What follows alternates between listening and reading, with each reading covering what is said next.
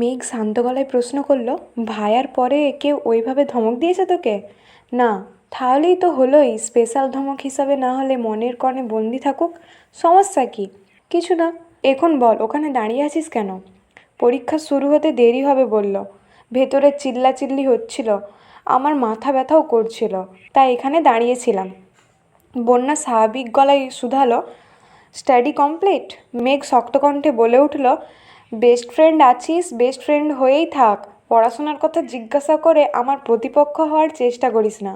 আমি আমার প্রতিপক্ষের ব্যাপারে ঠিক কতটা কঠোর সেটা আশা করি তুই খুব ভালো করেই জানিস। বন্যা মুচকি হেসে জিজ্ঞাসা করলো, তা তোর প্রতিপক্ষের খবর কী রে? আছে কেমন? আলহামদুলিল্লাহ ভালো। হঠাৎ আমার প্রতিপক্ষের খোঁজ নিচ্ছিস কেন? ঘটনা কি? তুই ইদানিং তার কথা একটু বেশি স্মরণ করছিস কি না? কথায় কথায় তার কথা বলিস, তাই জিজ্ঞাসা করলাম। তার সাথে কথা বলিস নাকি? সরাসরি বলিনি, বাড়িতে থাকাকালীন দুদিন কল দিয়ে অযথা জ্ঞান দিচ্ছিলেন। রাগ ওঠেনি তোর? ফোন ছুঁড়ে মারিসনি? মেঘ মৃদু হেসে জবাব দিল, না, এখন আর ফোন ছুঁড়তে ইচ্ছা করে না। বন্যা ঝটপট প্রশ্ন করলো, কেন? আগে তেমন একটা গুরুত্ব দিইনি ঠিকই, কিন্তু ইদানিং আমি তার অধিকারতা ঠিক বুঝতে পারছি। উনি যে আমার সাথে কথা বলার জন্য কতটা ব্যাকুল সেটা এখন আমি ঠিকই উপলব্ধি করতে পারি। এত বুঝদার কবে হয়েছিস? বন্যা মেকি স্বরে প্রশ্ন করলো। মেঘ অনুদ্ধত কণ্ঠে জানালো, এই তো কিছুদিন হলো। আর কতদিন অভিমান চেপে রাখবি? তার সাথে কথা বলিস একদিন। তোর কি মনে হয় আমি এখনও তার সাথে অভিমান করে আছি? বছরের পর বছর যাচ্ছে, একটা মানুষ অসংখ্যবার তোর সাথে কথা বলার চেষ্টা করছে, অথচ তুই কথাই বলিসনি। এটাকে কি বলবো? বড় ভাই হিসাবে না হয় একটা থাপ্পড় দিয়ে ফেলেইছিলেন তিনি। ছোটবেলার দুষ্টুমি করার অপরাধে আমার বোনও কত মেরেছে আমাকে। তাই বলে আমি কি আপুর সাথে রাগ করে আছি? চিরতরে কথা বলা বন্ধ করে দিয়েছি? থাপ্পড় কী জিনিস জীবনেও বুঝিনি আমি। প্রথমবারের মতো উপলব্ধি করেছিলাম, যেখানে আম্মু, আব্বু আর ভাইয়া কোনোদিন আমার গায়ে হাত তুলেনি, সেখানে তিনি আমার গায়ে হাত তুললেন কোন অধিকারে? তাও আবার কোথাকার কোন ছেলের জন্য? হিটলার কোথাকার। এই জন্যই তার প্রতি রাগ হয়েছিল। অবশ্য এখন আর রাগ নেই, কারণ যতই যাই হোক, ভাইয়ার জীবনে তার ভূমিকা অনস্বীকার্য। এত বড় ধাক্কা সামলে ভাইয়া যে এত তাড়াতাড়ি স্বাভাবিক জীবনে ফিরে আসবে, এটা কল্পনা বাইরে ছিল। সবটুকু অবদান আবির ভাইয়ের। শুধুমাত্র তানভীর ভাইয়ের জন্য আমি আবির নামক হিটলারের নাম প্রতিপক্ষ লিস্ট থেকে মুছে ফেলার সিদ্ধান্ত নিয়েছি। তোর ভাইয়ের কি হয়েছিল? একদিন বলছিলাম না তোকে, ভুলে গিয়েছিস? ও আচ্ছা, সেসব বাদ দে। আগে একটা কথা বলতো, তুই আবির ভাইয়ের সাথে কথা বলবি কবে? সামনে ওনার জন্মদিন, ভাবছি সেদিন কল দেব। ওয়াও, কি কথা হয় জানাবি কিন্তু আমাকে। আচ্ছা, এখন ভেতরে চল, স্যার আসার সময় হয়ে গিয়েছে। হ্যাঁ চল। সময়টা সন্ধ্যার পর, আকাশ এখনও আলোকিত। পশ্চিম আকাশে দেখে মনে হচ্ছে চিত্রকার হৃদয়ের মধুরতা মিশিয়ে রং তুলিতে নিখুঁত রূপে কোনো প্রতিকৃতি এঁকেছেন। লাল, হলুদ, নীল আর কালচে রঙের ভিড়ে আকাশটা ভীষণ আদুরে লাগছে। বসার ঘরে আলী মোহাম্মদ খান ও মোজাম্মেল খান সোফায় বসে আছেন। কাঠের নকশা করা চেয়ারের টেবিলে 2 কাপ চা সাথে অল্প স্বল্প নাস্তা রাখা আছে। দুই ভাই গল্প করছে আর চা খাচ্ছে। ইকবাল খান গতকালই সিলেট গিয়েছেন। ইকবাল খান সম্পর্কে আপন ভাই হলেও বড় ভাইয়ের সাথে মানসিক বিস্তর তফাৎ তার। ছোটবেলায় পড়াশোনায় বেশ মনোযোগী ছিলেন। বাবা মায়ের স্বপ্ন ছিল ছোট ভাইকে ডাক্তার বানাবেন। অল্প বয়সে বাবা মাকে হারিয়েছেন। বড় ভাই ভাবি যথেষ্ট ভালোবেসেছেন, কিন্তু অল্প বয়সে বাবা মাকে হারানোর পর মনের ওপর যে চাপ পড়েছিল, সেই চাপ কাটাতে পারেননি। বাবা মায়ের পর ওনার কাছে সবচেয়ে আপন ছিল একমাত্র বড় বোন মাহমুদা খান, কিন্তু ওনার সাথেও সম্পর্ক বিচ্ছেদ ঘটে। সবার শূন্যতায় ধীরে ধীরে পড়াশোনার প্রতি অমনোযোগী হয়ে ওঠেন। ভাইদের শাসন সহ করতে না পেরে কলেজ জীবনে বাড়ি ছেড়ে হোস্টেলে গিয়ে ওঠেন। কোনো রকমে কলেজ জীবন পার করে রাজশাহী বিশ্ববিদ্যালয়ে ভর্তি হয়েছিলেন। বড় ভাইয়েরাও বেশ খুশি হয়েছিল। ফার্স্ট ক্লাস রেজাল্ট নিয়ে স্নাতক ও স্নাতকোত্তর সম্পূর্ণ করে সেখানে এক প্রতিষ্ঠানে চাকরি নিয়েছিলেন। চাকরি পাওয়ার পর আচমকা একদিন বাড়িতে এসে বড় দুই ভাই আর ভাবিদের উপস্থিতিতে নিজের পছন্দের মানুষকে বিয়ে করার প্রস্তাব রেখেছিলেন। আলী মোহাম্মদ খান বোনের তিক্ত স্মৃতি ভুলতে পারেননি। বোন বাড়ি ছেড়ে চলে যাওয়ার ক্ষোভ আর আক্রোশের সবটা সেদিন ইকবাল খানের ওপর দিয়ে কালবৈশাখী ঝড়ের মতো বয়ে গিয়েছিল। সেদিন আলী মোহাম্মদ খান কেবল ক্রোধানলে জ্বলছিলেন।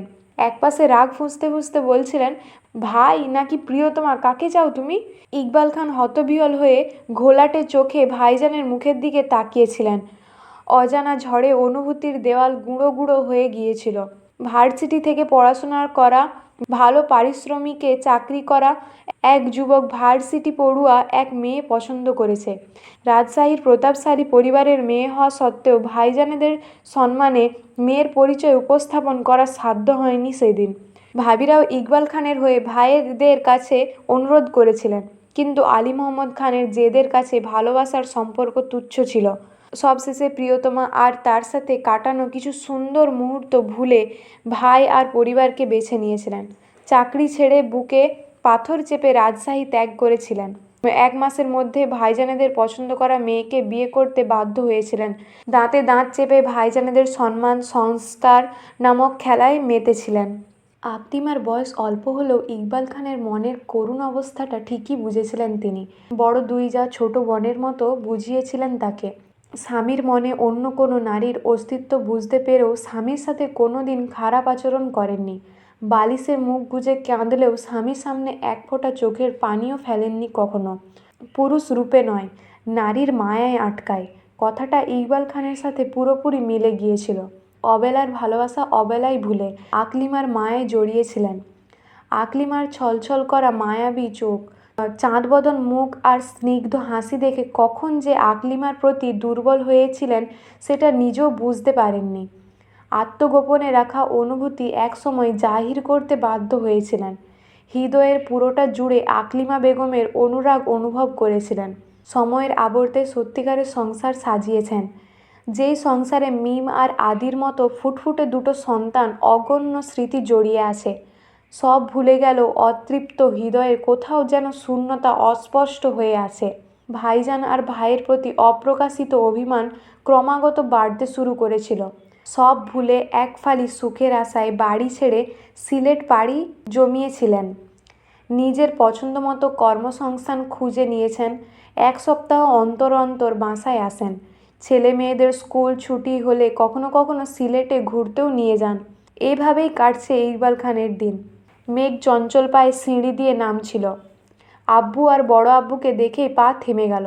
নামবে নাকি রুমে ফিরে যাবে বুঝতে পারছে না। মোজাম্মেল খান মেয়েকে দেখে ডাকলেন, মেঘ। জি আব্বু, নেমে আসো। মেঘ গুটি গুটি পায়ে সিঁড়ি দিয়ে নেমে এসেছে। মোজাম্মেল খান মৃদু স্বরে জানতে চাইলেন, পড়াশোনা কেমন চলছে? আলহামদুলিল্লাহ ভালো। সামনে টেক্সট পরীক্ষা, পড়াশোনা করো ঠিক মতো। আচ্ছা। আলী মোহাম্মদ খান জিজ্ঞাসা করলেন, টিউশন চলছে ঠিক মতো? জি বড় আব্বু, প্রয়োজনে আরও কয়েকটা টিউশন পড়বে, তবুও পড়াশোনার ঘাটতি যেন না থাকে। মেঘ মাথা নিচু করে বলল, জি। খেয়েছো কিছু? না, যাও নাস্তা করে পড়তে বসো। মেঘ ডাইনিং টেবিলের দিকে পা বাড়াতেই মোজাম্মেল খান আবারও প্রশ্ন করলেন, তানভীর কোথায়? রুমেই আছে, মেঘের সরল স্বীকারোক্তি।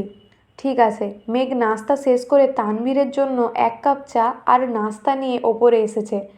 তানভীরের দরজার সামনে দাঁড়িয়ে আস্তে করে ডাকলো, ভাইয়া আসবো? আয়। মেঘ ভেতরে ঢুকে টেবিলের ওপর চায়ের কাপ আর নাস্তা রাখতেই তানভীর স্বাভাবিক কণ্ঠে বলল, এখানে আনতে গেলি কেন? ডাকলেই নিচে চলে যেতাম। নিচে আব্বু আর বড় আব্বু গল্প করছেন, তাই এখানে নিয়ে এসেছি। তানভীর আনমনে বলল, ও। মেঘ কিয়ৎক্ষণ থেমে বলে উঠল, তোমার ফোনটা দাও তো। তানভীর হাত বাড়িয়ে বিছানার পাশ থেকে ফোনটা নিয়ে মেঘের দিকে দিতে দিতে লক স্ক্রিনে দেওয়া নম্বরটাও নির্দ্বিধায় বলল। মেঘের চোখে উৎকণ্ঠার ছাপ, অস্থির কণ্ঠে বলল, এক কথায় ফোনটা দিয়ে দিলে? না দিলে ভালো হতো। তা না, কিন্তু কারণ জানতে চাইলে না যে? সব কিছু কারণ জানতে হয় না। আমার ফোন যে প্রয়োজন ছাড়া নিবি না, এটা আমি খুব ভালো করেই জানি। মেঘ ভাইকে আমায়িক হাসি উপহার দিয়ে ফোন নিয়ে বেরিয়ে গেল। বদলে তানভীরও অল্প করে হেসে চায়ের কাপ হাতে নিল। মেঘ নিজের রুমের দরজায় গিয়ে থমকালো। তানভীরের ফোনের স্ক্রিনে ভাইয়া নামে সেভ করা নাম ভেসে উঠেছে। মেঘ দ্রুত পায়ে তানভীরের রুমে এসেছে। ফোন এগিয়ে দিয়ে চাপা স্বরে বলল, নাও, তোমার জানের জিগার কল দিয়েছে। ততক্ষণে কল কেটে গিয়েছে। তানভীর ভুরু কুঁচকে প্রশ্ন করল, আমার জানের জিগার? তা নয়তো কি আমার? তানভীর ফোন হাতে নিয়ে আবিরের নাম দেখে মুচকি হাসল। মেঘের দিকে তাকিয়ে বলল, রিসিভ করতে পারতিস। কেন করব? তিনি তো আর আমাকে কল দেননি, তোমার সাথে কথা বলতে কল দিয়েছিলেন। তোর সাথে কথা বলতেও তো কতবার কল দেন, কথা বলিস না কেন? এত জেদি হলে হবে? মেঘ চুপ করে রইল। হঠাৎই চোখ মুখে রহস্যময় হাসি ফুটল। স্নান কণ্ঠে বলল, কথা শেষ হলে আমাকে ডাক দিও। আচ্ছা। মেঘ চেয়ারে হেলান দিয়ে চোখ বন্ধ করে পড়া মুখস্থ করছে। জীবনবিজ্ঞানের বইয়ের প্রতি তার রাজ্যের বিরক্তি। নিজের ইচ্ছাতে এই বই খুলে দেখে না কখনো। আগামীকাল কোচিংয়ে পরীক্ষা, তাই বাধ্য হয়ে পড়তে হচ্ছে। তানভীর আবিরের সাথে কথা শেষ করে নিজেই এসে ফোন দিয়ে গিয়েছে। অনলাইনে ক্লাস দেখার জন্য মূলত ফোনটা আনা। বেশ কিছু ভিডিও দেখা শেষেই হঠাৎই ফেসবুক থেকে নোটিফিকেশান এসেছে। অল্প বয়সের নিষিদ্ধ জিনিসের প্রতি ঝোঁকটা একটু বেশিই কাজ করে। মেঘের বেতালেও তাই হয়েছে। ফেসবুক নামক অ্যাপে ক্লিক করতেই তানভীরের আইডিতে খুলে গেল। আতঙ্কে মেঘের হাত কাঁপছে। ঘাড় ঘুরিয়ে বারবার দরজার দিকে তাকাচ্ছে।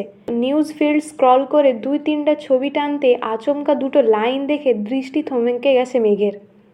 শূন্যতার শূন্য প্রাচীর ঘিরে আছে আমায়, আমি ঘিরে আছি অদেখা এক মোহমায়ায়। সাজাদুল খান আবির নামে এক আইডি থেকে কিছুক্ষণ আগেই পোস্টটা করা। মেঘ নির্বাক চোখে লেখাটার দিকে কিছুক্ষণ তাকিয়ে থেকে আইডিটিতে ঢুকল। এক বাড়িতে থাকায় অসংখ্যবার আবিরের পুরো নাম শুনেছে, তাই মেঘ নির্দ্বিধায় বলতে পারে এটাই আবিরের আইডি। লম্বা চওড়া, গায়ের রং উজ্জ্বল শ্যামলা, গলা ভর্তি চাপদাড়ি, এক দেখায় যাকে সুদর্শন বলা চলে। সেকেলে এক দেওয়ালে পিঠ ঠেকিয়ে দাঁড়িয়ে আছে। ঠোঁটে ঝলমলে হাসি, অস্নাক্ত দৃষ্টি অদূরে। মেঘ স্নিগ্ধ চোখে ছবিটা দেখছে। আম্মু, বড় আম্মু আদিরা ভিডিও কলে কথা বলার সময় পাশ থেকে অনেকবারই মেঘ নিজেও আবিরকে দেখেছে। কিন্তু রাগ অভিমানের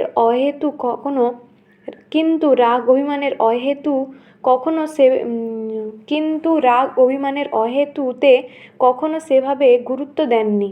আবির কল দিলে কথা বলা তো দূরের কথা, সবসময় পালিয়ে বেরিয়েছে। আবিরের প্রতি আগ্রহ না জন্মালেও ইদানিং অভিমানের মাত্রা কিছুটা কমেছে।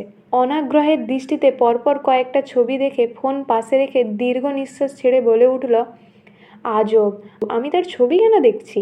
নিজের প্রতি কিঞ্চিত ক্ষুব্ধ হয়ে বইয়ের পাতায় মনোনিবেশ করল। এমনিতেই ঘোরাঘুরির নাম করে অনেক সময় নষ্ট হয়েছে। ইতিমধ্যে কলেজ থেকে ভয়ানক নির্দেশ এসেছে। টেস্ট পাস করতে না পারলে ফর্ম পূরণ করা যাবে না। সে ভয়ে গলা শুকিয়ে আসে বারবার।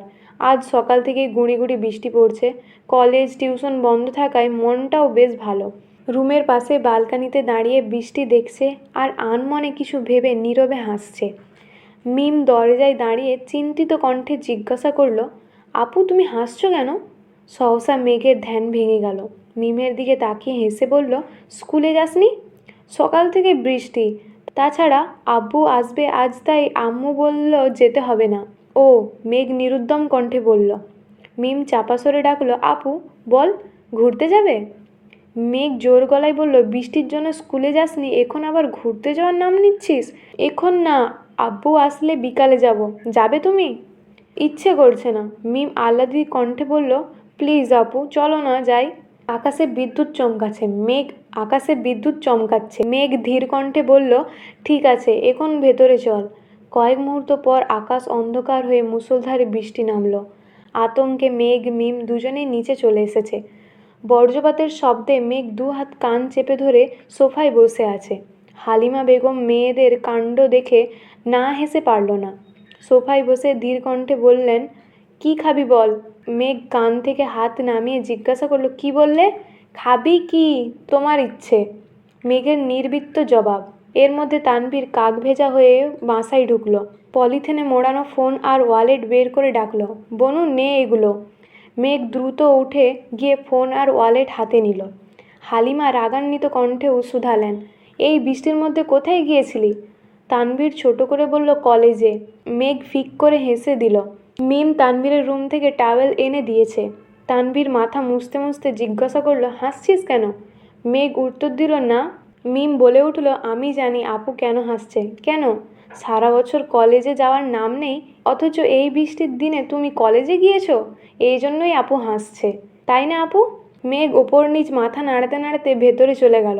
দু বোন সোফায় বসে গল্প করছে। হালিমা বেগম চাপা স্বরে জানতে চাইলেন, বৃষ্টির দিনে কলেজ যাওয়াটা কি খুব দরকার ছিল? তোর আব্বু সকালে রাগারাগি করছিলেন। তানভীর দ্বিধাহীন জবাব, ফর্ম ফিল আপ করতে গিয়েছিলাম। সকালে না খেয়ে বের হলি? বাইরে খেয়েছিস কিছু? না। ফ্রেশ হয়ে নিচে আয়, আমি খেতে দিচ্ছি। তানভীর হাত মুখ মুছতে মুছতে বলল, আচ্ছা। মোজাম্মেল খানের নিকটে তানভীর এক অবহেলিত ছেলে। একমাত্র ছেলের ঘটনায় অনাকাঙ্ক্ষিত কিছু কার্যকলাপে বাবা ছেলের সম্পর্কের অদৃশ্য ফাটল ধরেছে। বছর কয়েক আগের ঘটনা। তানভীর তখন ইন্টারমিডিয়েটে ভর্তি হয়েছিল কেবল। নতুন কলেজ, নতুন পরিবেশ। চারদিকে সবার মুখে শুধু রাজধানী আর রাজনৈতিক পাওয়ারের গল্প। অল্প বয়স্ক ছেলেদের মাথায় কিছুদিনই রাজনীতি পুরোপুরি ঢুকে গিয়েছিল। রাজনৈতিক পাওয়ারের মোহে ডুবে একসময় রাজনীতি করার সিদ্ধান্ত নিয়েছিল। বাসায় কাউকে না জানিয়ে ঘন ঘন বিভিন্ন মিটিং মিছিলে যাতায়াত শুরু করেছিল। চৈত্রের উত্তপ্ত এক দুপুরে মোজাম্মেল খান অফিসের কাজে এক জায়গায় যাচ্ছিলেন। মাঝ রাস্তায় ছেলেকে মিছিল করতে দেখে তার পায়ের রক্ত মাথায় উঠে গিয়েছিল।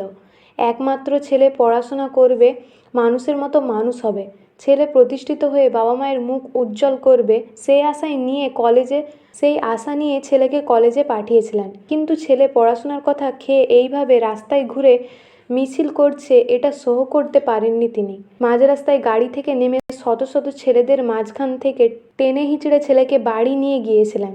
রাগের বশবর্তী হয়ে গায়ে হাত তোলার চেষ্টাও করেছিলেন, কিন্তু মায়ের কারণে সে যাত্রায় বেঁচে গিয়েছিল তানভীর। আবির জানতে পেরে তানভীরের সাথে কথা বলে বিষয়টা সমাধান করতে চেয়েছিল, কিন্তু তানভীর ছিল অত্যন্ত জেদি। সে তার সিদ্ধান্তের অনড় ছিল।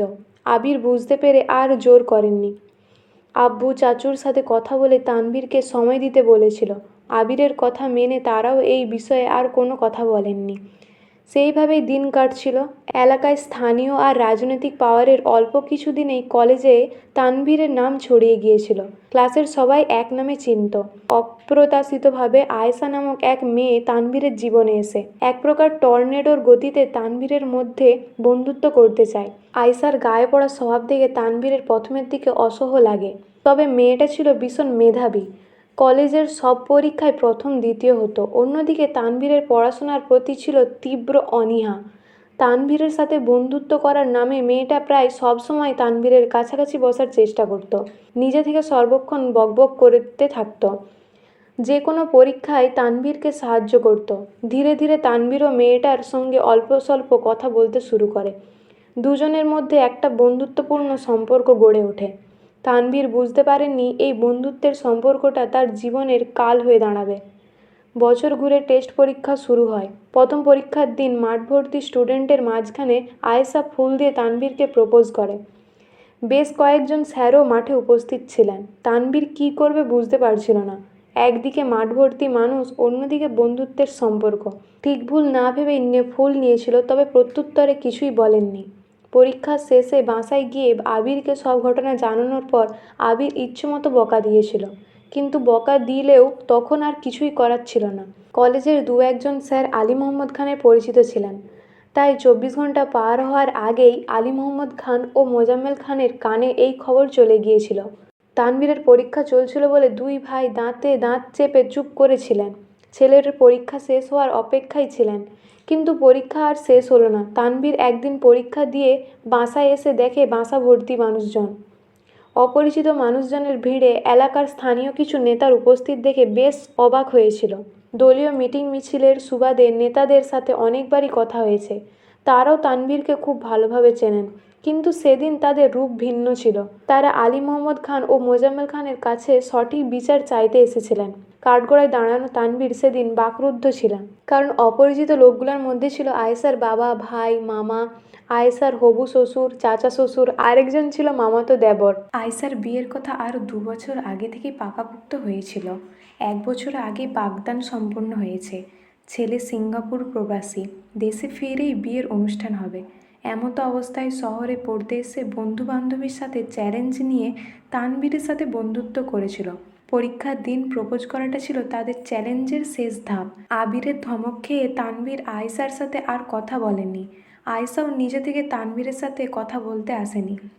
আয়েশা ভেবেছিল টেস্ট পরীক্ষা শেষ হলে তানবীরকে সব সত্যি বলে দেবে, কিন্তু তার আগেই সব এলোমেলো হয়ে গিয়েছিল। আয়েশার হবু স্বামীর মামাতো ভাই সাইমন ওদের সাথেই পড়তো। আয়েশা তাকে না চিনলেও সাইমন আয়েশাকে খুব ভালো করেই চিনত। মেয়েদের পাশাপাশি তানবীর সহ আরও বেশ কয়েকটা ছেলের সাথে আয়েশার ভালো সম্পর্ক ছিল। বন্ধু ভেবে সাইমন কখনো সেইভাবে গুরুত্ব দেয়নি, কিন্তু পরীক্ষার দিন তানবীরকে প্রপোজ করা দেখে সাইমনের মাথা চক্কর দিয়েছিল। ছবি তুলে সঙ্গে সঙ্গে আয়েশার হবু স্বামীকে পাঠিয়েছিল। গত কয়েকদিনের আয়েশার শ্বশুরবাড়ি আর আয়েশার বাড়িতে তুলুম ঝগড়া চলছে। আয়েশাকে না জানিয়ে শহরে এসে তানবীরের খোঁজ করে। কোনোভাবে স্থানীয় এক নেতার সাথে পরিচয় হয়, যাকে এলাকার সবচেয়ে নিকৃষ্ট লোক বলা চলে। মোজাম্মেল খানেদেরও অপছন্দ লোক ছিলেন তিনি। আলী মোহাম্মদ খান ও মোজাম্মেল খানও ছিলেন সেই নেতার অপছন্দের লোক। খানবাড়ির মানুষদের অপদস্থ করার দুর্লভ সুযোগ হাতছাড়া করেননি তিনি। তাই আরও কিছু নেতাদের সাথে নিয়ে বিচার চাইতে এসেছিলেন। তানবীরকে প্রশ্ন করায় তানবীর নির্দ্বিধায় সব কিছু বলেছিল। এক পর্যায়ে আয়েশাকে ডেকে আনার সিদ্ধান্ত নেওয়া হয়। আয়েশার ভাইকে পাঠিয়ে হোস্টেল থেকে আয়েশাকে ডেকে আনা হয়। আব্বু, মামা আর মামা শ্বশুর বাড়ির মানুষের ভয়ে আয়েশা সব সত্যি বলতে পারেননি। নিজের মান সম্মান বাঁচাতে মিথ্যার আশ্রয় নিয়েছিল। তবে সত্যি মিথ্যার জালে একসময় আয়েশা নিজেই আটকে পড়েছিল। আলী মোহাম্মদ খান পুলিশের কথা বলায় অতিরিক্ত ভয়ে হুট করে জ্ঞান হারিয়ে ফেলে। মেয়ের দোষ আড়াল করতে বাবা আর ভাই ক্ষমা চেয়ে বাড়ি থেকে বেরিয়ে গিয়েছিলেন। সেদিনটা ছিল তানবীরের জীবনের কালো অধ্যায়। কোনো অপরাধ না করে তানবীর সেদিন খুনের দায়ে অভিযুক্ত এক ভয়ানক আসামি হয়েছিল।